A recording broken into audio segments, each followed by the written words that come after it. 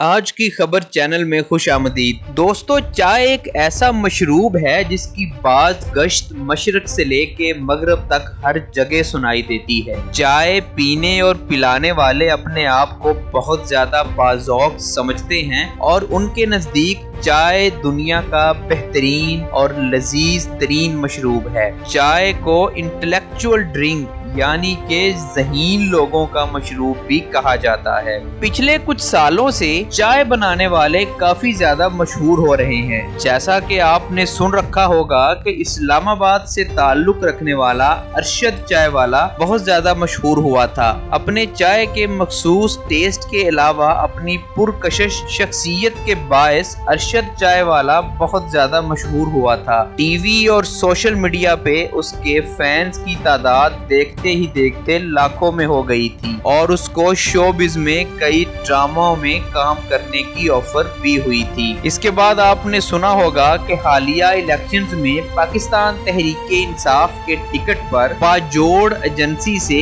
एक चाय वाला मेंबर कौमी असेंबली बन गया है। इसके बाद हम आपको बताते हैं कि भारत के वजीर आजम नरेंद्र मोदी भी सियासत में आने से पहले चाय बनाते थे, चाय का स्टॉल लगाते थे। नरेंद्र मोदी के बारे में ये मशहूर है कि वो बहुत ज्यादा गरीब थे। उनका ताल्लुक एक इंतहाई गरीब घराने से था और अपने घर वालों का पेट पालने के लिए वो चाय बेचा करते थे। नरेंद्र मोदी के बारे में ये मशहूर है कि वो अपने घर में आने वाले मेहमानों को अभी तक अपने हाथों से चाय बनाकर पिलाते हैं और उनकी चाय बहुत ज्यादा लजीज समझी जाती है। नरेंद्र मोदी ने हाल ही में चाय बनाने का एक अनोखा फॉर्मूला इजाद किया है। वो फॉर्मूला जानकर आपको हैरत भी होगी और हंसी भी आएगी कि क्या ऐसी चीज से भी चाय बनाई जा सकती है। आइए आपको साइंसदान नरेंद्र मोदी का चाय बनाने का वो अनोखा फॉर्मूला बताते हैं। उससे पहले आपसे गुजारिश है कि अगर अभी तक आपने हमारा चैनल सब्सक्राइब नहीं किया हुआ तो इस वीडियो के नीचे दिया गया लाल बटन दबाकर हमारे चैनल को सब्सक्राइब कर लें और साथ में घंटी वाला बटन भी दबा दें ताकि हमारी हर नई वीडियो फौरी आपके मोबाइल तक पहुंच जाया करे।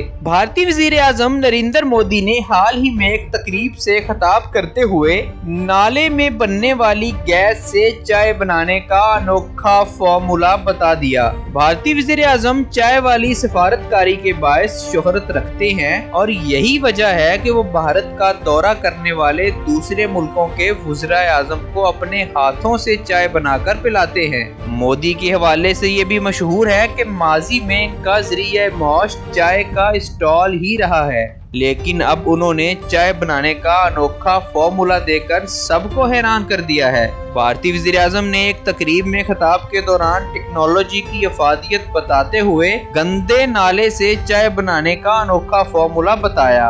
इनका कहना था कि मैं किसी छोटे से गांव में नाले के पास चाय का ठेला लेकर खड़ा रहता था और गंदी नाली में पाइप डालकर इसमें बनने वाली गैस से चाय बनाकर फरोख्त करता था। भारतीय वज़ीर आज़म के इस फॉर्मूले पर जहां तकरीब में बैठे लोग महजूज हुए तो वहीं सोशल मीडिया पर भी इनका अनोखा फॉर्मूला बहुत ज्यादा मशहूर हुआ और ट्विटर पर टॉप ट्रेंड बन गया। सोशल मीडिया सार्फिन ने भारतीय वज़ीर आज़म को आड़े हाथों लिया और खूब मजाक भी उड़ाया।